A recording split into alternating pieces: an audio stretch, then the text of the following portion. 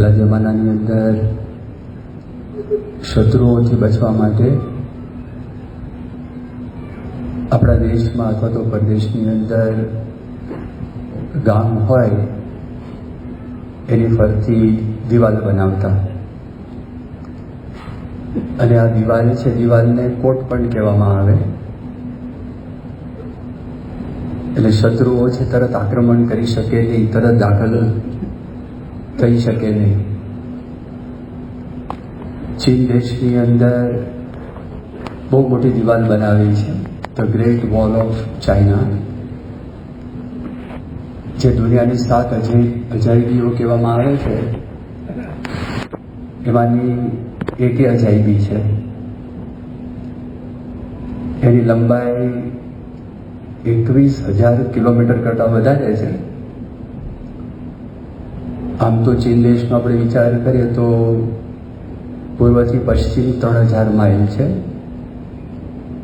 પણ આ બધી દિવાલો ડુંગરોની અંદર છે, ઉપર નીચે જાય, અને એવી રીતે એની લંબાઈ માપવામાં આવે તો 21,000 કિલોમીટર કરતાં પણ એ દિવાલ છે, એ દિવાલ લાંબી બને. હવે એ શેના માટે કરે છે? જેને કરીને શત્રુઓ અંદર દાખલ થઈ શકે નહીં. એના કરતાં કોઈ મોટી દિવાલની કલ્પના કોઈ કરી છે કે આખી પૃથ્વી હોય અને પૃથ્વી છે એ 25,000 માઇલ એનો સરકમફરન્સ છે પૃથ્વીનો. એની ફરતી દિવાલ તો બનાવવાનો સંકલ્પ થાય નહીં, કારણ કે બધે ઠેકાણે જમીન નથી અને વચ્ચે સમુદ્ર આવે છે. 67% આ પૃથ્વી ઉપર સમુદ્ર છે, એટલે એવી દિવાલ તો બને નહીં. પણ એના કરતાં કોઈ મોટી દિવાલ ત્રિલોકી છે, ત્રિલોકીને આવરી લેતી હોય. એના કરતાં કોઈ મોટી દિવાલ 14 લોકનું બ્રહ્માંડ છે એને આવરી લેતી હોય. અને ભગવાન સ્વામિનારાયણ તો પોતે વાત કરે 14 લોકનું એક બ્રહ્માંડ, એવા તો અનંત કોટી બ્રહ્માંડો ચિદાકાશની અંદર રહેલા છે. અને દરેક બ્રહ્માંડ છે એની ઉપર સપ્ત આવરણ, અને એની ઉપર માયાનું તમ, અને એની પર અક્ષરધામ છે. ચારે કોરેને પ્રમાણે રહી છે. પણ એવી એક કલ્પના શ્રીજી મહારાજે કરેલી છે. જેમ શત્રુઓ છે તો શત્રુઓ થકી બચવા માટે પેલા દિવાલ બનાવતા, તો એવી રીતે આપણા જીવની અંદર માયા પ્રવેશ ન કરી જાય, આપણા આત્માની અંદર માયા પ્રવેશ ન કરી જાય, એના માટે શ્રીજી મહારાજે એવી કલ્પના કરી છે કે પાતાળ લોકથી લઈને મૂળ પ્રકૃતિ સુધી નિયમરૂપી કોટ અમે ચડેલો છે. પાતાળ એટલે 6 લોક ત્યાં આગળ થાય, પૃથ્વી અને એ 7 લોક પૃથ્વીનો ગણો, ઉપર બીજા 6 લોક, 14 લોકનું બ્રહ્માંડ થાય. તો શ્રીજી મહારાજે નિયમ છે, નિયમને એક દિવાલ છે, દિવાલની ઉપમા આપી અને શ્રીજી મહારાજે પોતે વાત કરી કે અમે આ જ બધા નિયમો છે અક્ષરધામમાંથી લઈને આવેલા છે. મહારાજ એવી વાત કરી છે, નિયમ પાડે છે એ આત્મનિષ્ઠ છે, અને નિયમ પાડે પૈસાદાર છે, ધનવાન છે, શાહુકાર છે, આવા બધા શબ્દો એ શ્રીજી મહારાજે વાપરેલા છે. વચનામૃતની અંદર પણ ઘણા બધા સ્થાનમાં નિયમ છે, નિયમનો ખૂબ ખૂબ મહિમા છે. એ મહિમાનું એ વર્ણન કરેલું છે. વિશ્વાસની વાત કરી તો ખાસ કરીને આપણા જીવનની અંદર વિશ્વાસ, નિયમનું પાલન કરવા માટે બહુ જરૂરી છે. અને ભગવાનનો આપણને નિશ્ચય થાય અને આપણને ગુણાતીત સંતનો નિશ્ચય થાય તો એના માટે વિશ્વાસ છે એ બહુ જરૂરી છે. પણ જ્યાં સુધી આપણી બુદ્ધિ પહોંચતી હોય ત્યાં સુધી આપણે બુદ્ધિને પહોંચાડવા માટે પ્રયત્ન કરીએ, અને એ બધી સમજણ છે, સમજણ પણ આપણને એ જે નિયમનું પાલન છે કરવા માટે આપણને મદદરૂપ થાય. તો જો આપણે વિચાર કરીએ, આ નિયમોની વાત કરી, ઘણા બધા નિયમો છે, પણ થોડાક નિયમો, અને એ નિયમો પડે એવા છે અને એ નિયમોથી આપણા જીવનની અંદર આપણને લાભ પણ થાય એવો છે. એવા નિયમો છે. દાખલા તરીકે શ્રીજી મહારાજના વખતથી આપણે સાંભળતા આવ્યા છે કે દારૂ, માટી, ચોરી, અવેર એનો ત્યાગ કરવો. નિષ્કુળાનંદ સ્વામીએ એમના ભજનમાં વાત કરી છે, સહજાનંદ હરિ ભજી લ્યો ને સહજાનંદ હરિ, દારૂ, માટી, ચોરી, અવેરી એ ચારેનો ત્યાગ કરી ભજી લ્યો ને સહજાનંદ હરિ. ભગવાનના ભજનની વાત કરે છે, નિયમની વાત કરે છે, વ્રતની વાત કરે છે, ટેકની વાત કરે છે, આજ્ઞાની વાત કરે છે, ઉપાસનાની વાત કરે છે. તો મહારાજના વખતથી અત્યાર સુધી જે કંઈ આજ્ઞા ઉપાસના સંબંધી બધી વાતો થયેલી છે એ બધી વાતો પરમ પૂજ્ય મોહન સ્વામી મહારાજે આપણે સત્સંગ દીક્ષા ગ્રંથની અંદર સંક્ષેપમાં બહુ સુંદર રીતે આપેલી છે. હવે આ જે બધી વાતો કરી, દારૂ ન પીએ તો આપણા લાભમાં જ છે, પણ થાય છે શું, એની સાથે પૈસા સંકળાયેલા છે. આ $multi-billion ઇન્ડસ્ટ્રી છે. એટલે જે લોકો આ દારૂ બનાવનારાઓ હોય એ લોકો રિસર્ચર્સને, જે રિસર્ચ કરનારા તેને સ્પોન્સર કરે અને સ્પોન્સર કરીને એવા આર્ટિકલ્સ પબ્લિશ કરે કે જેને કરીને જે સામાન્ય જનતા હોય, સામાન્ય પ્રજાઓ હોય, તો એના મનની અંદર એમ થાય કે આપણે દારૂ પીએ તો આપણને કંઈક લાભ થાય. પછી જોયું કે ના ના, આના તો બહુ ગેરફાયદા ઘણા બધા છે. તો રેડ વાઇન જે ગ્રેપ્સમાંથી, દ્રાક્ષમાંથી બને છે, એનાથી હાર્ટ છે, હાર્ટ માટે પણ લાભદાયક છે. પણ જ્યારે ઊંડાણથી તપાસ કરો ત્યારે તમને ખબર પડે કે રિસર્ચ આર્ટિકલ લખનારા એ વ્યક્તિને વેસ્ટેડ ઇન્ટરેસ્ટ એ વ્યક્તિને હોય, એને સ્પોન્સર કરેલું હોય, પણ રિસર્ચ બધા જ જેટલા સર્વેક્ષણો અને મેડિકલ કમ્યુનિટીની અંદર થયેલા છે તો એનો સાર એટલો છે કે there is no safe level of drinking alcohol. There is no safe level. Safe level કોઈ છે જ નહીં. કોઈ માણસ કે આમ સોશિયલ ડ્રિંકર્સ છે, અમે એક પેગ લઈએ તો ચાલે, ના પાડે છે. એનાથી નુકસાન છે એ તો આપણા લાભમાંથી જે શ્રીજી મહારાજે આપણને વાત કરી. માંસાહાર છે તો માંસાહાર માટે પણ આ જ વાત છે. રીડર્સ ડાયજેસ્ટ છે ને, એ તો પરદેશનું મેગેઝિન છે. એ પરદેશના મેગેઝિનની અંદર ઘણા બધા વર્ષો પહેલાં એક લેખ આવેલો, તો એ લેખની અંદર એવું વર્ણન કરવામાં આવેલું, a case in the favour of vegetarianism. એટલે વેજીટેરિયન શાકાહારની તરફેણની અંદર જે બધા મુદ્દાઓ હતા એ મુદ્દાઓનું વર્ણન છે લેખની અંદર આપવામાં આવેલું. અને થોડા વર્ષો પહેલાં વર્લ્ડ હેલ્થ ઓર્ગેનાઇઝેશન એના તરફથી એક જાહેરાત થઈ કે માંસાહાર છે એ જો ખાય માણસ તો આંતરડા ઉપર એની વિપરીત અસર થાય છે. કેન્સરના ઘણા બધા કેસીસ એમાંથી થયેલા, એટલે એ પણ આપણા લાભમાં છે. ચોરી છે તો ગુનો જ છે. ચોરીનો સ્વીકાર તો આખા વિશ્વની અંદર કોઈ પણ દેશ હોય તેનો સ્વીકાર કરતા જ નથી. અવેરી છે સ્ત્રી પુરુષની મર્યાદા, તો સ્ત્રી પુરુષની મર્યાદાની અંદર મોટા ભાગના જે દેશો છે એ મોટા ભાગના દેશો એનો ગુનો ગણે છે. અને એનાથી પણ ઘણા બધા પ્રશ્નો, ઘણી બધી તકલીફો, ઘણી બધી મુશ્કેલીઓ, ઘણા બધા કુટુંબો છિન્ન ભિન્ન થઈ ગયા. તેનું કારણ આ છે, તેનાથી આપણે તકલીફ પડે. જો બીજા આપણે નિયમોનો વિચાર કરીએ તો બીજા કેવા નિયમ છે? મહારાજે કીધું જુગાર ન રમવું. આ જુગારથી ઘણી બધી પાયમાલી છે. ખાસ કરીને છેલ્લા 3 મહિનાની અંદર મારી પાસે 4 થી 5 યુવકોના એવા કેસીસ આવી ગયા કે જે લોકો ક્રિકેટના સટ્ટાની અંદર લાખો રૂપિયા લોકોએ ગુમાવેલા છે. ક્રિકેટના સટ્ટામાં હવે બધા સત્સંગી નથી યુવકો, પણ હવે તકલીફ પડી હોય તો મંદિરની અંદર લાવે અને સંતો પાસે એ લોકોને હાજર કરીને બધી વાતચીત કરે. એક જણે પોતાના માતાના અકાઉન્ટમાંથી ધીરે ધીરે કરતા જે કાંઈ ખેતીના પૈસા આવેલા હતા એ ખેતીના પૈસા ગામડેથી આવતા એની માતા અને એમના મામા, એનો જોઈન્ટ અકાઉન્ટ હતો. આ છોકરાએ ધીરે ધીરે એમાંથી કોઈને ખબર પણ ન પડે એવી રીતે પૈસા લેતા ગયા. 50 લાખ રૂપિયા ત્યાં ખતમ થઈ ગયા, ખબર ના પડી. આ ક્રિકેટનો સટ્ટો. બીજા એક ભાઈ આવેલા, 4-5 જણા ભેગા થઈને, હું કોઈને ઓળખતો નહોતો.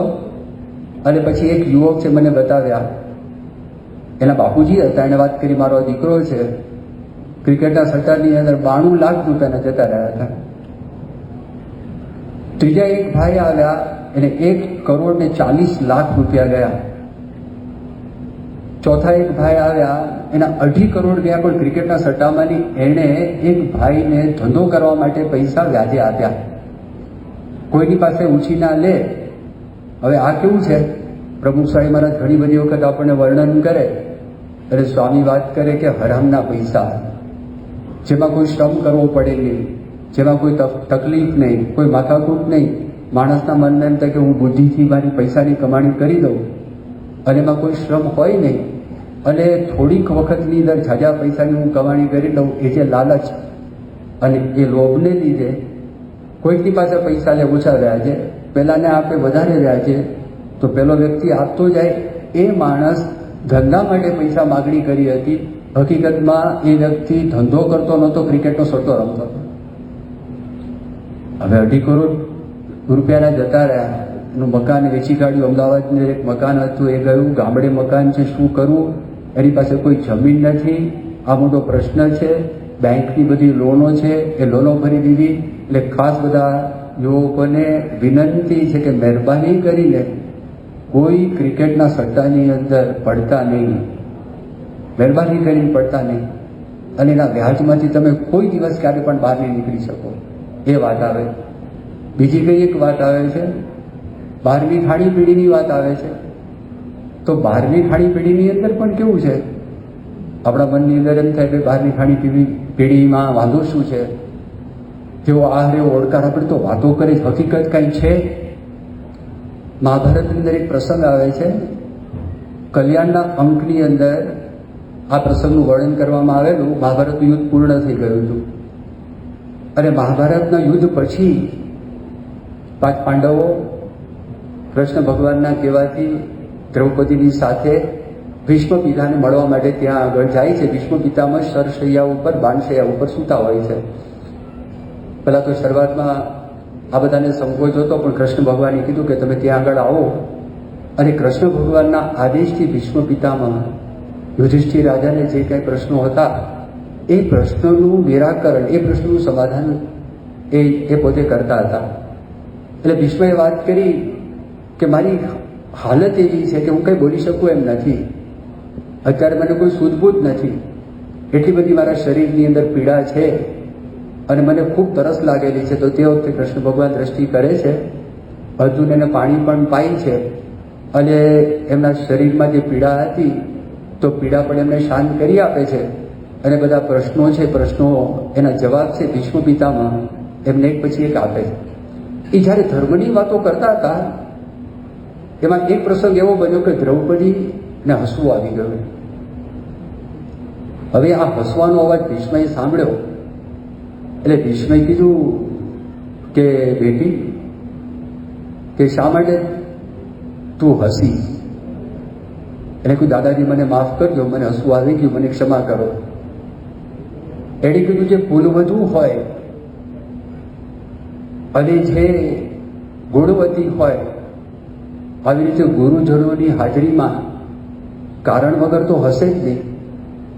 માટે કોઈ પણ સંકોચ રાખ્યા વગર જે કંઈ કારણ હોય તું કે. એને કીધું કે તું ગુણવતી છે, તું સુશીલા છે, માટે તું વાત કર, કોઈ પ્રકારનો સંકોચ તું ના રાખતી. ત્યારે દ્રૌપદીએ કીધું કે અત્યારે તમે ધર્મની વાતો કરો છો, સારી સારી વાતો કરો છો, ડાઈ વાતો કરો છો, પણ કૌરવોની સભાની અંદર જે વખતે દુશાસન મારા વસ્ત્રો છે એ ખેંચતો હતો, તો તે વખતે તમને કોઈ ધર્મ યાદ ના આવ્યો? તો તે વખતે મારા મનમાં એવો વિચાર આવ્યો, તમને તે વખતે ધર્મનું જ્ઞાન નહીં હોય અને પાછળથી તમને આ ધર્મનું જ્ઞાન થયું હશે. એ મને એનું સ્મરણ થયું, એટલે મને અત્યારે હસવું આવે છે. તો તે વખતે કીધું કે આમાં, અને માફી માગી દ્રૌપદીએ. તો તે વખતે ભીષ્મ ગીતામાં કોઈ માફી માંગવાની જરૂર નથી. તે વખતે દુર્યોધનનું અન્ન ખાઈને, એ દૂષિત અન્ન ખાઈને મારું લોહી તૈયાર થયેલું હતું. અને એ વખતે ધર્મ જાણવા છતાં પણ ધર્મનો પક્ષ રાખી શક્યો નહોતો. અત્યારે અર્જુનના બાણથી મારા શરીરમાં બધું જ લોહી નીકળી ગયું, દૂષિત લોહી, એક ટીપું પણ રહ્યું નથી, અને મારી બુદ્ધિ શુદ્ધ થઈ છે. એટલા માટે એ ધર્મનું જેમ છે એમ જ્ઞાન હું તમને આપી શકું છું. જેવું આપણે અન્ન ખાઈએ એની અસર થાય જ છે. સાત્વિક અન્ન પણ છે, રાજસિક અન્ન પણ છે, તામસિક અન્ન છે. આ ત્રણેય પ્રકારના અન્ન છે જ, અને એની અસર છે જ. માણસ જેવું અન્ન ખાય એવા વિચાર એના અંતરમાં આવે. તમે જો દેશી ગાય હોય, અને દેશી ગાય છે એ દૂધ ના આપે જ્યાં સુધી એની પાસે વાછડી ના હોય, વાછડો ના હોય, એને ઉભરો આવે, પ્રેમનો ઉભરો આવે. અને પ્રેમનો ઉભરો આવે, તમે જેવું નજીકમાં મૂકો, આંચળની અંદર દૂધ ભરાય, અને દૂધ ભરાઈને પછી એ દૂધ આપે છે. એટલે આપણી ભાષાની અંદર આપણે પારસો ગાયે મૂક્યો એવું આપણે કહીએ. જર્સી ગાય, તો જર્સી ગાયની જરૂર નથી. એ પરદેશની ગાય આવી છે ને જર્સી, એને મશીન મૂકી દે, વાછડીની જરૂર નહીં, વાછડાની જરૂર નહીં, કંઈ જ નહીં. તો દેશી ગાય અને જર્સી ગાય તમે બાજુમાં મૂકશો, ધારો કે હું તમને આ પ્રકારની વાત કરું તો તમારા મનમાં એમ થાય પરદેશના એક એકેડેમિશિયન, એક મહિલા, એ આપણા દેશની અંદર આવેલા, અને ફરતા ફરતા ગઢડાની અંદર આપણું જે મંદિર છે, મંદિરમાં ત્યાં આગળ ગયા હતા. એમની ખાસ ઈચ્છા હતી ગૌશાળાની વિઝિટ લેવી, અને એણે જોયું દેશી ગાય, તો દેશી ગાયની આંખની અંદર એને પ્રેમ દેખાયો. જર્સી ગાય છે મને દેખાતું નથી, એ છે કે ક્યાં આગળ. એટલે ઘણી વખત કોઈ ઇમોશન વગરનો માણસ હોય, લાગણી વગરનો માણસ, આ જરસા જેવો છે એવું બોલે છે, આ કેવો છે, જરસા જેવો છે. હવે જો આહાર, એ જે દૂધ પીવે, એ જે દેશી ગાયનું કહીએ કે જેને ખરેખર આવી રીતે થયું છે, તો એની અંદર આપણને દેખાતું નથી. એ સૂક્ષ્મ રીતે બધી લાગણીઓ, એના ઇમોશન્સ ભરેલા હોય. એટલા માટે આપણને કહેવામાં આવે છે કે આપણે જે થાળ બનાવીએ આપણા નિયમ પ્રમાણે ભગવાનને ધરાવીને, ભગવાનને અર્પણ કરીને, એ બધી જે ભાવનાઓ છે એ ભાવનાઓ અન્નની અંદર દાખલ થાય છે. એટલે નિયમની અંદર આ વાત આવે છે. શા માટે નથી તેનું કારણ આ, જ્યાં સુધી આપણી બુદ્ધિ પહોંચતી હોય તો બુદ્ધિને પહોંચાડવા માટે આપણે પ્રયત્ન કરીએ. પછી વાત આવે છે કે વિવેક વગર મોબાઈલ અને ઇન્ટરનેટનો ઉપયોગ. હવે જો શરૂઆતમાં જ્યારે આવ્યું ને, પ્રભુ સ્વામી મહારાજ આનું બહુ ખંડન કર્યું, અતિશય ખંડન. દેખાય છે નાનું રમકડું, એ સારું રમકડું નથી, ભયંકર છે. જો એને વિવેક ના હોય, એને વાપરતા ના આવડે, એ હોય, ટેબ્લેટ હોય, ઇન્ટરનેટ હોય કે કમ્પ્યુટર હોય, કોઈ પણ સ્ક્રીન. તો થોડા વખત પહેલાં અહીંયા આગળ નિશિતભાઈ કરીને છે, કનુભાઈ આચાર્યના દીકરા છે, તો એમણે એક આર્ટિકલ ઇન્ડિયા ટુડેની અંદર આવેલો છે, અરુણ પુરીએ, એના એડિટર ઇન ચીફ, તો એને વિશે લેખ લખેલો છે, અને એક વ્યક્તિએ આખું રિસર્ચ કરેલું છે કે એનાથી શું અસર થાય છે. ફક્ત કેટલો ઉપયોગ એનો વધી ગયો છે કે જે લોકો ઓનલાઈન શોપિંગ કરે છે, કન્ઝ્યુમર્સ છે, આખા વિશ્વની અંદર આપણા દેશમાં મેક્સિમમ એનો જે સમય કે 2.4 hours, 2.4 કલાક ખાલી કન્ઝ્યુમર વાપરે છે. અને એણે વર્ણન કર્યું કોવિડ દરમિયાન 15 કલાક સુધી છોકરાઓ એ ઓનલાઈન ચોંટેલા હતા. ડોક્ટરો, એઇમ્સના ડોક્ટર, એ સિવાય ગવર્મેન્ટની મોટી મોટી હોસ્પિટલો આપણા દેશમાં જ્યાં આગળ છે, જેટલા પીડિયાટ્રિશિયન્સ છે અને સાયકાઇટ્રિસ્ટ છે, તો એ લોકોએ એ વાત કરી કે આનાથી શું માઠી અસરો થાય છે. એટલે વર્ણન કર્યું એઇમ્સના ડોક્ટર પંકજ કરીને, જે વર્ણન કર્યું, અમારી પાસે 2-3 વર્ષના બાળકો આવે, હજી બોલતા શીખ્યા નથી, હજી મોઢામાંથી શબ્દો કાઢતા નથી, એના મોઢા ઉપર કોઈ લાગણી દેખાતી નથી, ફક્ત બોડી જેસ્ચર્સથી અમારી સાથે વાતો કરે છે. કારણ શું? એને ત્યાં આગળ એ લોકોને નથી કુટુંબીના સભ્યોની જરૂર, કારણ કે કાર્ટૂનનું કમ્ફર્ટ મળે છે, એને ચીપ એન્ટરટેનમેન્ટ પ્રાપ્ત થાય છે, એટલે એને નથી મિત્રોની જરૂર, નથી એને કોની સાથે કમ્યુનિકેટ કરવાની જરૂર. એટલે ઇમોશનલ સ્કિલ્સ છે, સોશિયલ સ્કિલ્સ છે, એના ડેવલપ થતા જ નથી. એણે વાત કરી ન્યુરોપ્લાસ્ટિસિટી, આ એક મેડિકલ ટેકનિકલ ટર્મ છે, એનું વર્ણન કરે છે કે એને બાળકો નાના મોટો માણસ હોય, આપણું મગજ છે, મગજની સૌથી બહારનું પડ છે કોર્ટેક્સ છે. તો એ કોર્ટેક્સનું જે પડ છે, આપણી જે 5 જ્ઞાનેન્દ્રિયો છે, એ 5 જ્ઞાનેન્દ્રિયો આપણે જે સ્ટિમ્યુલેશન થાય છે, તો એ સ્ટિમ્યુલેશન છે, એનું ઇન્ટરપ્રિટેશન છે, કોર્ટેક્સ કરે છે. હવે એનું લેયરની અમુક થિકનેસ છે, અમુક જાડાઈ છે. તો વધારે પડતા આ જોવાથી, વધારે પડતું આ કરવાથી there is thinning of this cortex, એ પાતળું થાય છે. એને ન્યુરોપ્લાસ્ટિસિટી કહેવામાં આવે. તો એને કરીને ઘણા બધા પ્રી મેચ્યોરિંગ, આજે નાના ટોડલર્સ મોટી ઉંમરના થાય તો તે વખતેનો ઉપયોગ થાય, ધીરે ધીરે ઘસારો આવે. પણ આ તો નાની ઉંમરથી શરૂ થઈ ગયું છે. અને નાની ઉંમરથી શરૂ ડેન્જર, એ જબરજસ્ત મોટું ડેન્જર, એનું વર્ણન કરે. બીજી વાત કરી, યાદશક્તિ ઘટી જાય. હવે આ એને ગજબ તર્ક આપેલો છે અંદર. એને તર્ક એવો આપ્યો છે, આપણા મનમાં શું છે કે યાદ રાખવા જેવું હોય ને, આપણે મોબાઈલમાં સ્ટોર કરી દઈએ. પછી એ દ્રશ્યો હોય, અથવા તો તમે જે કોઈ વ્યક્તિને બહારના માણસો વિષય જીવ છે તો વિષયનો એ સંગ્રહ કરેલો હોય, અને જેને બીજું કંઈક કરવાનું હોય તો એમાં મૂકવામાં ના નથી. પણ જો એને વિવેક ન હોય, સમજ ન હોય, તો શું વર્ણન કરે છે? એની મેમરીને, એની યાદશક્તિને એક્સટર્નલાઇઝ કરે છે. જ્યારે એને એક્સટર્નલાઇઝ કરે છે, એના મનમાં કમ્ફર્ટ છે. અને કમ્ફર્ટ એ છે કે ભાઈ મોબાઈલમાં છે, કોમ્પ્યુટરમાં છે, ઇન્ટરનેટમાં છે, ઉપયોગ કરવાનો ટાઈમ જ મળતો નથી.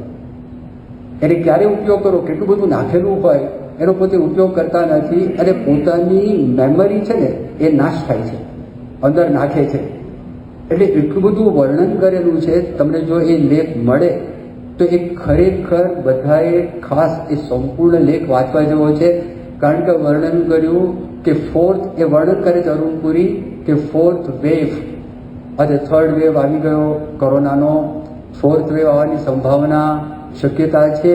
પણ એક સાયલેન્ટ વેવ, એક એપિડેમિક આખા વિશ્વને ગ્રસી રહ્યો છે, ખાસ કરીને ભારતવાસીઓને. અને એ છે સોશિયલ મીડિયા.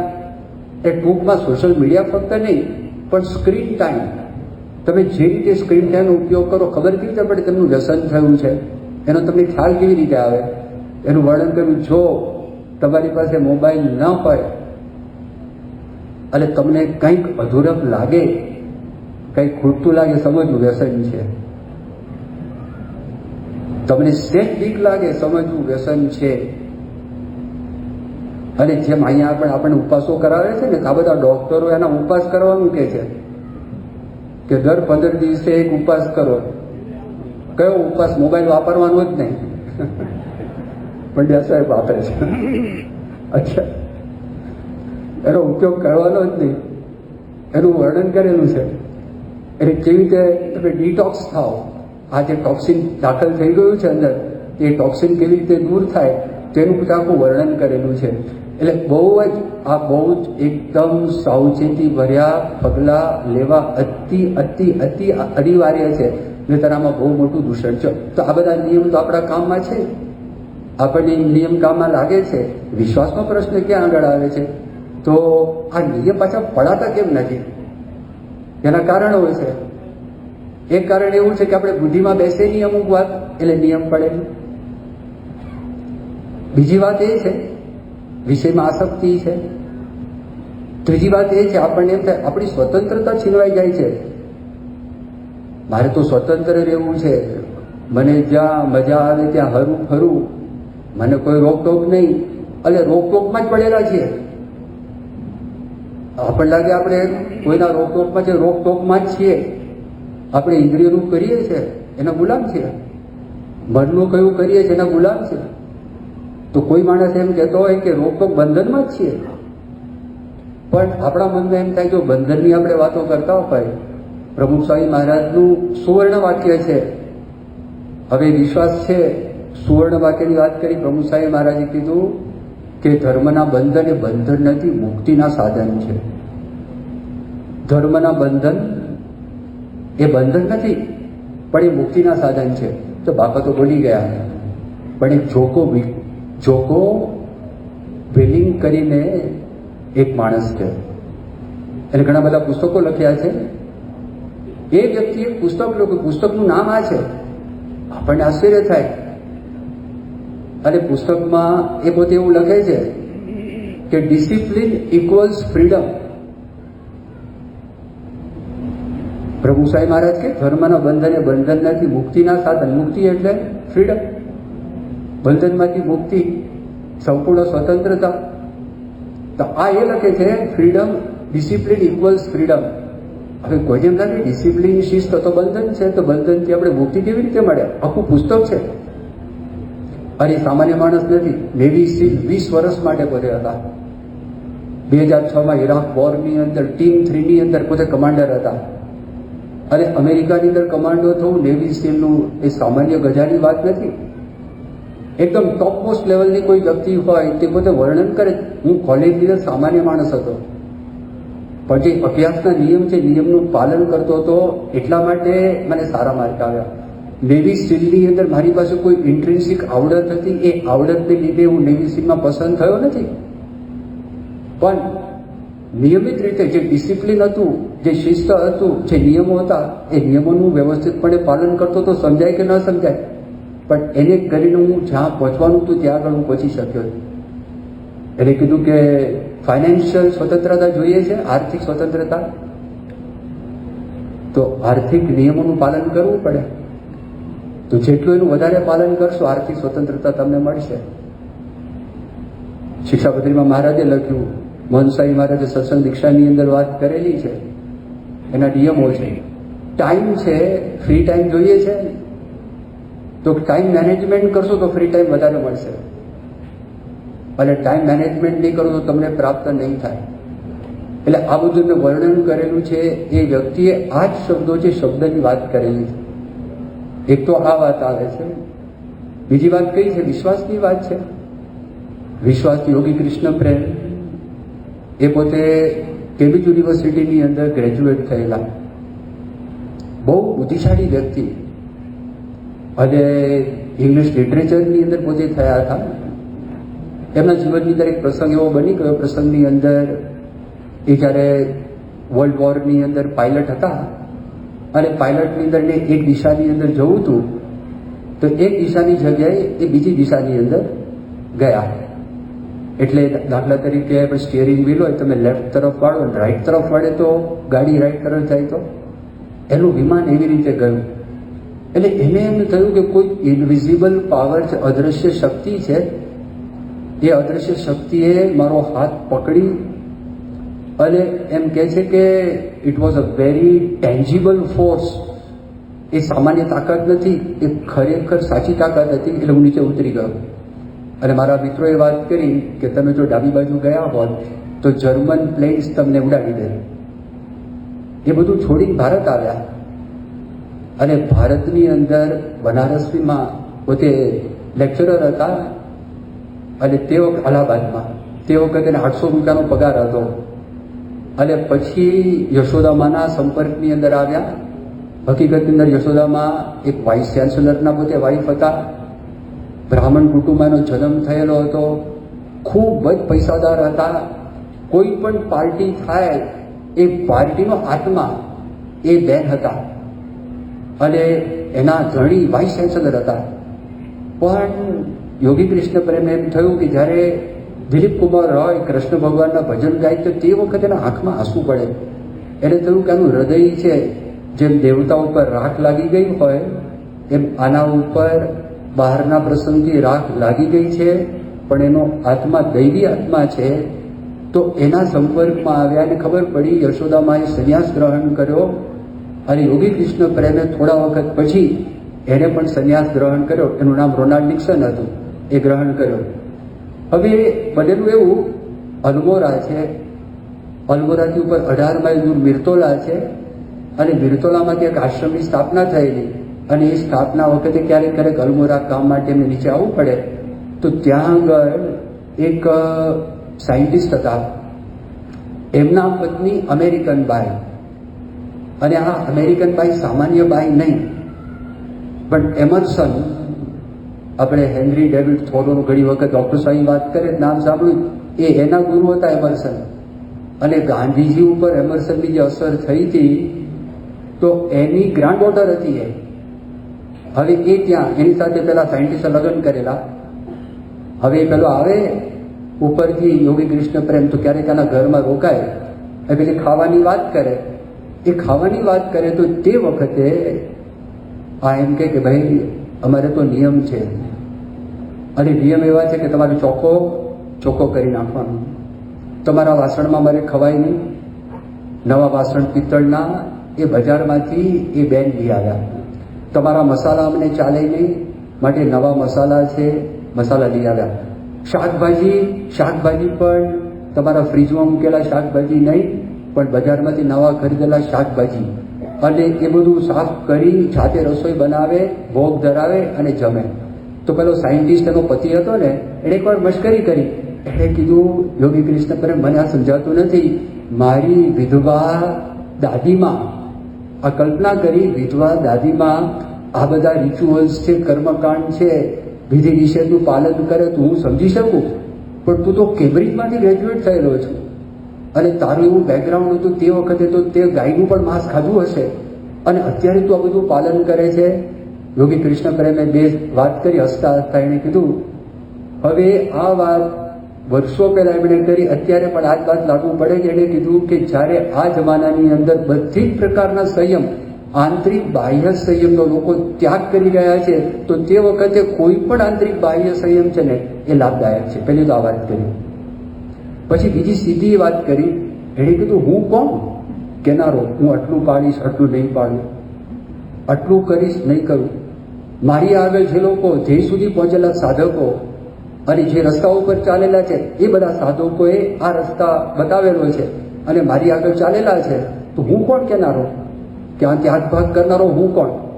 જો વિશ્વાસની વાત આવે, એ જબરજસ્ત વાત. બુદ્ધિ હોવા છતાં બુદ્ધિની મર્યાદાનો સ્વીકાર કરી અને વિશ્વાસ છે એ વિશ્વાસ ઉપર જાય છે. હવે આપણે વિચાર કરીએ, કેવા પુરુષ આપણને મળ્યા. ભગવાન સ્વામિનારાયણ ગુણાતીત ગુરુ પરંપરા જો એમના જીવન કાર્ય સંદેશનો આપણે વિચાર કરીએ, એક કે એક પાસાનો વિચાર કરીએ, તો આ વાતની આપણને 100% દ્રઢતા થાય અને 100% ભરોસાપાત્ર વિશ્વાસ મૂકવા જેવા આપણને લાગે. શાસ્ત્રીજી મહારાજે પોતે એક વાત કરી કે મારી જિંદગીની અંદર મેં એવું એક પણ કામ એવું કર્યું નથી કે મારે પસ્તાવવું પડે. હવે આ શબ્દોનો વિચાર કરો, માણસને પસ્તાવવું ક્યારે પડે? ખોટું કામ કરે ત્યારે. ખોટું કામ કર્યું હોય તો જ પસ્તાવવાનો વારો આવે. એક ભાઈ હતા, બહુ મોટી ઉંમર, હું તમને વાત કરું છું. નાનપણમાં એક પ્રસંગ બન્યો. નાનપણમાં યુવાન અવસ્થા હોય, અને યુવાન અવસ્થાની અંદર એ માણસને ખબર પડતી નથી. હવે એક મોટા ગામની વાત છે, અને આ પ્રસંગ એમણે જાતે કહેલો.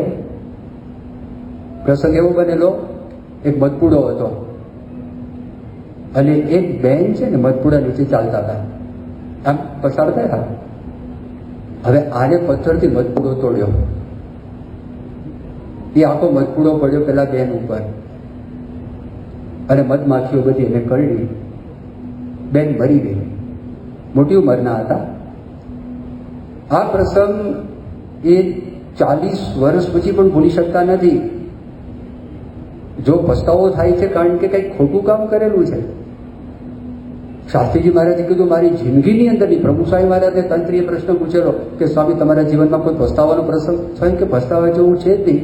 શાસ્ત્રીજી મહારાજ, યોગીજી મહારાજ જે બધી આજ્ઞાઓ કરી, આજ્ઞાનું પાલન કર્યું, ભગવાનનું ભજન કરીએ છીએ, પસ્તાવાનો કોઈ પ્રસંગ જ ઉપસ્થિત થયો નથી. એક વખત વિદ્યાનગરની અંદર એક પ્રસંગ એવો થયો કે વિદ્યાનગરમાં ડિબેટ થઈ. ડિબેટ છે ને હંમેશા બહુ ડેન્જરસ ડિબેટ હોય છે. એમાં ધ્યાન રાખવું પડે કે માણસની વૃત્તિ વધારે પડતી નેગેટિવ હોય છે. નેગેટિવ બોલનારા માઇક ઉપર ગજવી નાખે, બહુ પાવરફુલ બોલે, તર્કો પણ એવા આપે, કદાચ લેખો પણ એવા આવે જેને કરીને માણસનું મન છે થોડુંક બધું ડિસ્ટર્બ થાય, વિચલિત પણ થાય. એવી આ વાત છે. તો ત્યાં ડિબેટનું આયોજન હતું આપણા છાત્રાલયમાં. આમાં સત્યનો જય કે અસત્યનો જય, એ ડિબેટ થઈ. હવે ડિબેટની અંદર અસત્યનો જયવાળા બહુ પાવરફુલ વક્તાઓ હશે, અને બધા દ્રષ્ટાંતો આપતા હતા, અને દ્રષ્ટાંતો આપીને એક પછી એક વાતો કરતા હતા. અને એમાં જ્યારે અસત્યનો જય એના બધા ઉદાહરણો આપતા હતા. તે વખતે તાળીઓના ગડગડાટ, બધા છોકરાઓ બેઠા હતા, વારે વારે તાળીઓ પડતી હતી. પ્રભુ સ્વામી મહારાજ ત્યાં આગળ બેઠા હતા અને ડિબેટ પતી ગઈ. અને ડિબેટ પતી ગયા પછી પ્રભુ સ્વામી મહારાજને આ બોલવાનું હતું. 2021 સાલનો આ પ્રસંગ છે. અને એમાં પ્રભુ સ્વામી મહારાજ બોલ્યા કે હમણાં અસત્યનો જય, બધી તાળીઓ બહુ પડી. ત્યાંથી શરૂ કર્યું સ્વામીએ. બાબા કે યાદ રાખજો, કોઈ પણ અવતારોએ, કોઈ પણ મોટા પુરુષોએ અસત્યનું આચરણ કરેલું નથી. એ લોકોએ બધાએ સત્યનું જ આચરણ કરેલું છે. અને કોઈ વ્યક્તિ ખોટું આચરણ જો કરશે એના અંતરમાં સ્વામી કે અશાંતિ થશે. ભલે બહારથી ફડાકા મારતો હોય પણ એના અંતરમાં શાંતિ થશે કે આટલું તો મારાથી ખોટું કામ થયેલું છે. એ વ્યક્તિના અંતરમાં અશાંતિ હશે. અને સ્વામીએ કહ્યું કે કોઈ દિવસ ક્યારેય નોકરીમાં, અભ્યાસમાં, ધંધામાં ખોટું કામ કરવું નહીં. એ સાચું જ કામ કરવું, પ્રામાણિકપણે કામ કરવું. અને સ્વામી કીધું અસત્ય છે એના જયની અંદર તાળીઓ પડી છે. તો સ્વામી કે તાળી પાડનારાઓ સમજ્યા જ નથી કે સત્ય શું છે. એને ખબર જ નથી સત્ય શું છે અને સત્યનો શું મહિમા છે. સ્વામી કે ભવિષ્યમાં કોઈ તાળી પડી ન જોઈએ, એક પણ તાળી પડી ન જોઈએ.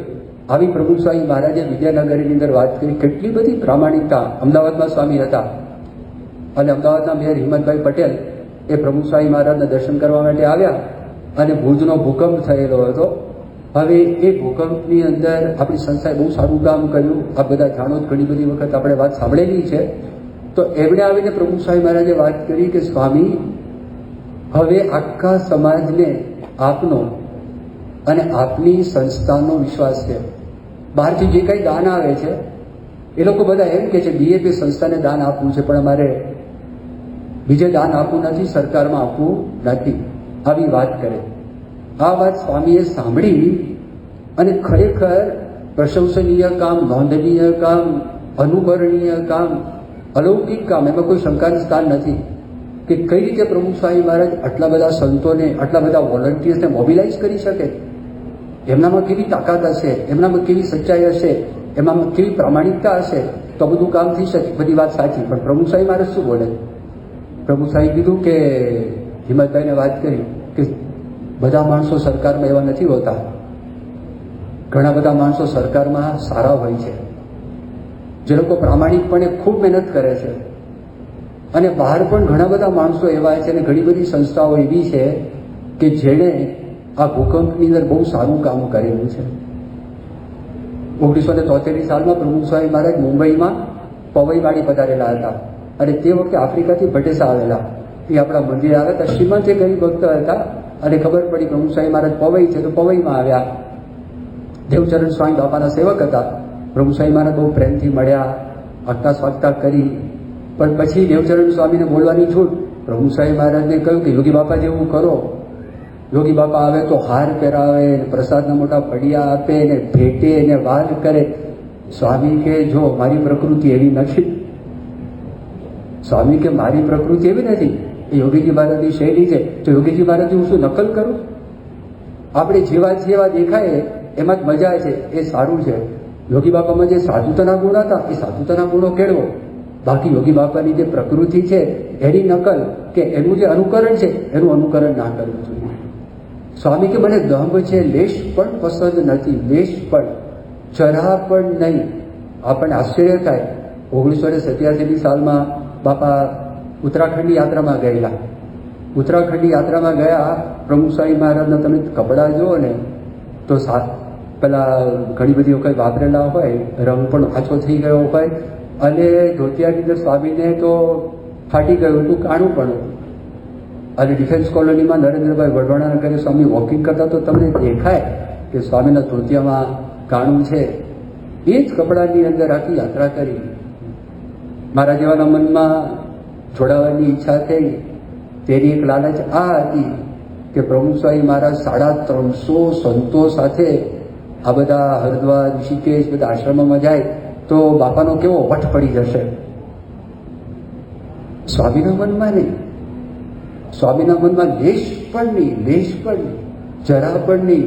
એમની ભક્તિ ને એમની સાધુતા, એમનું આચરણ, એમનું વર્તન, એનાથી જ બધા મહામંડલેશ્વરોના અંતરની અંદર પ્રભુ સ્વામી મહારાજ હૃદય સુધી, અંતરતલ સુધી પહોંચી ગયા છે, કારણ કે એમની પ્રામાણિકતા ને એમની સચ્ચાઈ. તમે જોજો, ગુરુમંડળ આશ્રમમાં પ્રભુ સ્વામી મહારાજ ગયા હતા અને પ્રભુ સ્વામી મહારાજ જેવા આવ્યા અને તરત સ્વામી એવું બોલ્યા કે મુझे માફ કરના, દેરી હો ગઈ તો માફ કરના. એ લોકો બધા ભેગા થઈ ગયા. સ્વામીને આવવામાં થોડું મોડું થયું. તરત જ અરે સ્વામી એનું બધું વર્ણન કર્યું કે તમે અહીં બેઠા બેઠા તમે સાધના કરો છો, એને કરીને દેશમાં ને વિશ્વની અંદર શાંતિ થાય. પણ કઈ મહામંડલેશ્વરોને ખબર હતી આ પ્રભુ સ્વામી મહારાજ કેવા પુરુષ છે અને કેવી સચ્ચાઈથી પાલન કરે. ચિદાનંદ સ્વામી, એ ચિદાનંદ સ્વામીનો એવો નિયમ હતો, બહુ અદભુત વર્ણન કર્યું છે. બ્રહ્મોપનિષદ પુસ્તક છે, એ આપણે લાઇબ્રેરીમાં હશે તો એમાં તમે શરૂઆતમાં વાંચો. ચિદાનંદ સ્વામી અંગ્રેજીમાં લખેલું છે. એ પોતે વર્ણન કરે છે આજના આ મર્યાદા પુરુષ પ્રભુ સ્વામી મહારાજ છે, આજના મર્યાદા પુરુષ છે અને એ આ બધું નિયમનું પાલન કરે છે. તો ધર્મામૃતો સંતો માટે છે, એ આખું વાંચન કર્યું. આપણે ત્યાં આગળ આવે તો એમની ગાડીની અંદર કોઈ મહિલાને બેસાડે નહીં, કારણ કે ગુજરાતમાં પ્રભુ સ્વામી મહારાજ છે આ નિયમનું પાલન કરે છે. જો સચ્ચાઈ. બીજું જુઓ કે શાંતિ જ્યાં આગળ હોય પતી ગયું, અને અખંડ શાંતિ હોય એ મૂર્તિમાન સત્ય હોય તો જ બને, બાકી બની શકે જ નહીં. ખોટી કલ્પે નહીં.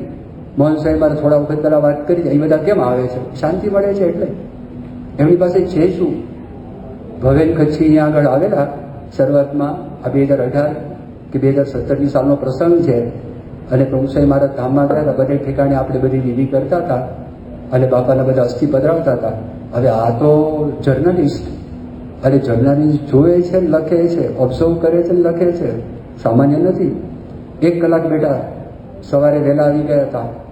વહેલા આવીને બેઠા અને બેસીને વાત કરી. હું 1 કલાકથી પ્રભુ સ્વામી મહારાજને જોઉં છું. એ જેવો પ્રવેશ કર્યો એ વખતે બાળકોને સામે બોલાવતા, એની સાથેની મુલાકાત છેક સુધી એક જ સ્થિતિ હતી. બાકી અમે જો ગમે તેવો મોટો માણસ હોય એ આવ્યો હોય સ્ટેજ ઉપર, એ 10-15 મિનિટ સુધી કોશિશ કરે સારી રીતે, પણ પછી મૂળ પ્રકૃતિ પર આવી જ જાય. એ ગમે તેવો પ્રયત્ન કરે, દેભાવ દેખાયા વગર રહે જ નહીં, આવી જ જાય. તો જો આ સચ્ચાઈ છે, એ આપણને વર્ણન કરે છે. આ બધા નિયમોની વાત કરી, ના બેસે તો પણ એ કે છે માટે 100%ની 1000% સાચું છે. અને એ આપણને ભગવાન બતાવે છે. એમણે આપણને પેલા ગુરુ નિષ્ઠા અને ઈષ્ટ નિષ્ઠા, આ મોહન સ્વામી મહારાજે 84ની સાલમાં સંત શિબિરની અંદર 5 નિષ્ઠાની વાત કરી. પહેલી નિષ્ઠા ગુરુ નિષ્ઠા કીધી, બીજી નિષ્ઠા ઈષ્ટ નિષ્ઠા કીધી, પછી આત્મનિષ્ઠા વગેરે નિષ્ઠા. સ્વામી કે ગુરુ નિષ્ઠા એ આપણને બધે નિષ્ઠા કરાવે. મૂર્તિમાં શ્રદ્ધા કરાવે, શાસ્ત્રમાં શ્રદ્ધા કરાવે, માણસોમાં ભક્તોમાં શ્રદ્ધા કરાવે, ભગવાનમાં આપણને શ્રદ્ધા કરાવે. એટલે આપણને એ સમજાવે છે કે આપણને સર્વોપરી ભગવાન શ્રીજી મહારાજ પ્રાપ્ત થયા. આપણને ગુણાકાનંદ સ્વામી અનાદિ ગુણક્ષર મૂર્તિ પ્રાપ્ત થયા. એક પરંપરા આપણને પ્રાપ્ત થઈ છે. આ 2 વાત છે, વ્રત અને ટેક, નિયમ નિશ્ચય, આજ્ઞા ઉપાસના. એ 2 વાત આપણા જીવનમાં દ્રઢ થાય, અક્ષરધામ સુધી આપણને કોઈ રોકી શકે એમ નથી. તો મહારાજ સ્વામી પ્રભુ સ્વામી મહારાજના ચરણોમાં, મોહન સ્વામી મહારાજના ચરણોમાં પ્રાર્થના કરીએ, આપણા સૌ ઉપર કૃપાશીષ વર્ષાવે કે દિવસે દિવસે આ 2 વાતની આપણા જીવનમાં દ્રઢતા થાય ને સાક્ષાત્કાર થાય. શ્રી સ્વામિનારાયણ ભગવાનની જય.